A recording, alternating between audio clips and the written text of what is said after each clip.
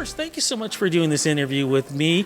Congratulations, not just being part of the CBC family, but also congratulations pushing the envelope, putting on something that I don't think I've ever seen on television. For folks who don't know what Push is about, this is something special. Please explain.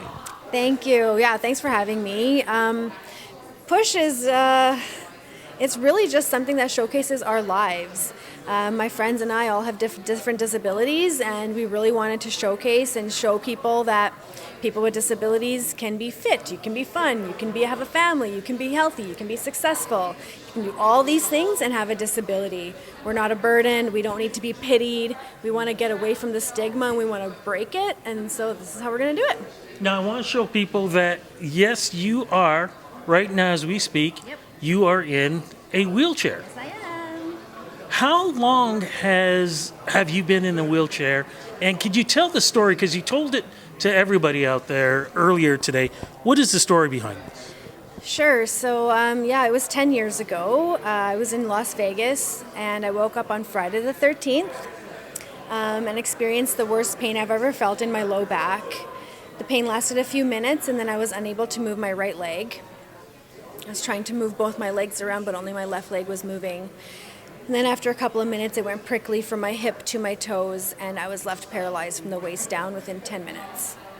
How did this change your life and your perspective? Because I can only imagine the amount of emotions that you went through. It's hard. It was terrible. It was one of the worst things that could have ever happened to me in my life, and it's devastating. Your life literally gets flipped upside down, and I had the stigma towards people with disabilities, so I thought that no one was going to date me. I didn't think that I would be able to have a successful career. I didn't even know what my future would look like, and the thought of suicide crossed my mind thousands of times. It's really, really hard. But what I've learned over the last 10 years is life is meant to be lived. We only get one shot at this. This is not a dress rehearsal. Live it to the fullest. So even if something as drastic as a spinal cord injury tries to take you down, you have to overcome it. You have to keep living. And I think I feel that because I just feel like I have no other choice. I've been sad, I've been depressed, and that's not where I want to be. I want to stay on the positive side of things, and that takes work and effort every single day. And now to have a show that can help us showcase this on such a grand scale, I think it's just going to help so many more people realize that they can live a happy life too. How did this show become a show? Because 15, 20 years ago, I don't think it would have happened. The world is changing, and this is the perfect time for something like this. Agreed. The world is definitely changing, and it's about damn time it's changing, right? Honestly, 2020, the Black Lives Matter movement put a huge spotlight on minorities, and people with disabilities is the biggest minority in the world. It doesn't matter what color you are, it doesn't matter how much money you could have a disability at any time in your life. And so by people putting a focus on that and DEI being so big in the world right now, diversity, equity, inclusion, I used to call myself the trifecta of discrimination. I'm a woman with brown skin in a wheelchair. Now it's a triple threat.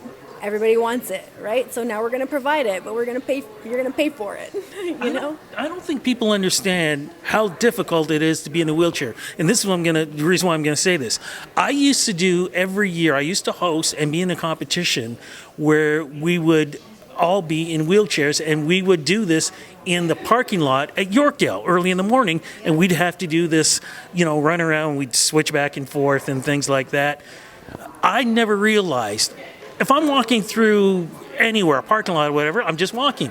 I don't realize hills in somewhere I think looks flat. I don't realize a pebble could keep me back. There are so many different things I didn't realize until I did this competition. Can you talk about that? Because people don't realize how tough physically it can be and emotionally.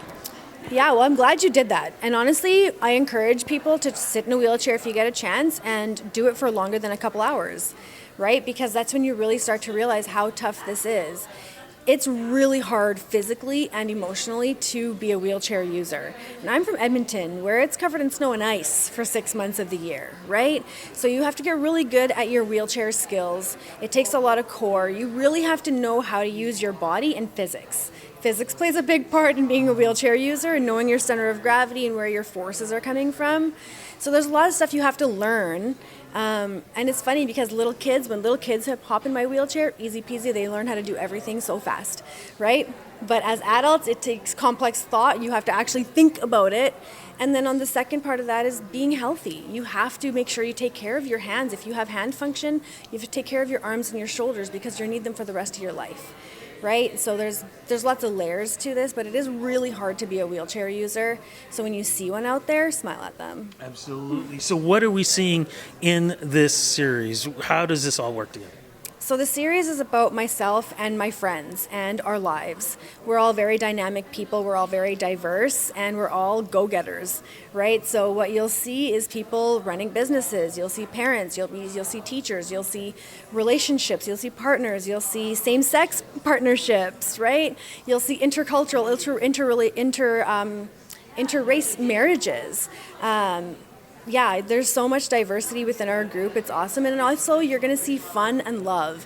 And because we're true friends, we make fun of each other all the time, right? And we're just regular people. And that's what we want people to see the most is we're just regular people. And that's how we want to be treated, with respect and dignity, like everybody else. What do you hope this series is going to do for the climate of Canada and for the folks out there watching? What we hope for is that to get rid of the stigma, to break down all these barriers, for people to stop thinking we're pitiful, for people to stop thinking and labeling us as a burden. We want that to stop because we're not. We are actually really high contributing members of society. We have big roles, and we want to stop all the limiting beliefs from the medical system too. Stop telling people they're never going to walk again because you don't know that. Right? The sensationalization of oh my God, they told you you're never going to walk again. Are you going to walk again? It's sensationalized and it's old and it's tired. We're tired of that. Let's just start looking at people for who they are and looking at their potential instead of their limitations. Congratulations on this. And like I said, perfect timing. Congrats. Thank you so much.